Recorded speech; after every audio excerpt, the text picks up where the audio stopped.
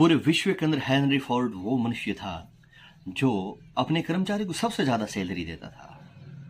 एक दिन एक पत्रकार आया और उन्होंने कहा कि आपकी कंपनी के अंदर ऐसा कौन सा मानव या मनुष्य है जिसे सबसे ज़्यादा सैलरी मिलती है। तो हेनरी फोर्ड ने कहा कि चलिए ऑफिस के अंदर। वो ऑफिस के अंदर आया और जैसे ही एंट्री किया उन्होंने फैक्ट्री के अंदर सारी तरफ चारों तरफ काम चल रहा था और उन्होंने एक ऑफिस की तरफ इशारा किया था। एक आदमी टेबल पर पैर रखे हुआ था, आंखें पे पट्टी बंधी हुई थी और मस्तिष्क झुका हुआ था, नींद ले रहा था। उन्होंने कहा मैं उस आदमी को सैलरी सबसे ज़्यादा देता हूँ। वो पत्रकार भी बहुत आश्चर्यचकित हुआ।